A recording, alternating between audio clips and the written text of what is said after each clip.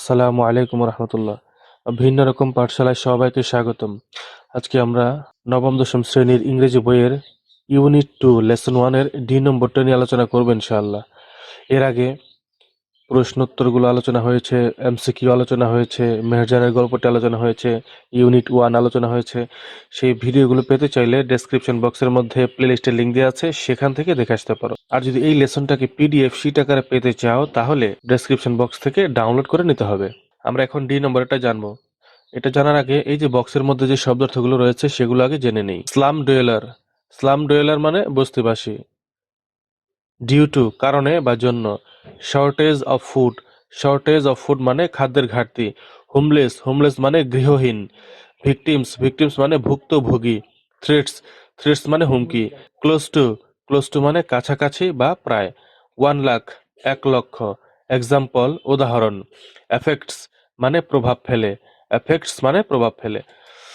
2 নম্বরে, complete the summary of Meherjan's life with words or phrases from the box.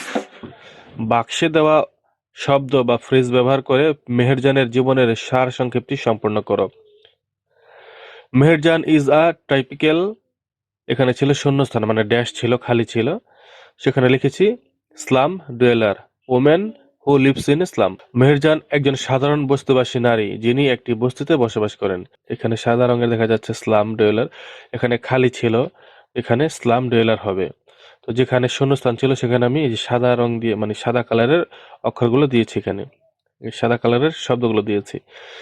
She lost her shelter and properties due to the erosion of the river Jamuna. Jamuna নদীর ভাঙনের কারণে সে তার আশ্রয় ও সম্পত্তি হারিয়েছে। She also lost her family. Her husband had died of disease caused by poverty and এই 3 নম্বর শূন্যস্থান হবে কি shortage of food, shortage of food. সে তার পরিবারও হারিয়েছে, দারিদ্র্য ও খাদ্যের অভাবজনিত রোগে তার স্বামী মারা গিয়েছিলেন। Now she is only a, এই 4 নম্বর হবে হোমলেস, হোমলেস। এখন সে শুধুই একজন গৃহহীন। Like Meherjan there are many people who have become the, 5 নম্বর হবে victims, victims of river erosion. মেহেরজানের মতো অনেক মানুষ আছে যারা নদী ভাঙনের শিকার হয়েছে।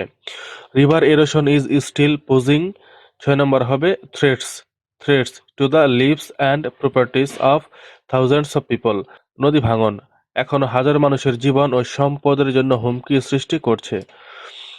পিপল লিভিং, 7 নম্বর হবে close to, close to the rivers are the most likely victims of river erosion. নদীর কাছাকাছি বসবাসকারী মানুষরাই নদী ভাঙনের সবচেয়ে সম্ভাব্য শিকার। ইচ ইয়ার অ্যাবাউট, 8 নম্বর হবে 1 lakh, 1 lakh people become homeless due to river erosion in Bangladesh. বাংলাদেশে প্রতি বছর প্রায় 1 লক্ষ মানুষ নদী ভাঙনের কারণে গৃহহীন হয়। Meherjan's life is just one, 9 নম্বর হবে example, example of how climate change. 10 নম্বর হবে effects, effects the lives of thousands of people. মেহেরজানের জীবন হলো জলবায়ু পরিবর্তন কিভাবে হাজারো মানুষের জীবনকে প্রভাবিত করে তার একটি উদাহরণ। বন্ধুরা, আমরা 2 নম্বর যে প্রশ্নটি ছিল সেটা জানলাম। বন্ধুরা, তোমাদের যদি ভিডিওটি ভালো লাগে থাকে একটি লাইক দাও এবং পরবর্তী ভিডিও সবার আগে পাওয়ার জন্য চ্যানেলটি সাবস্ক্রাইব করে বেল আইকনটিতে অন করে দাও। সবাই ভালো থাকবে, আল্লাহ হাফেজ।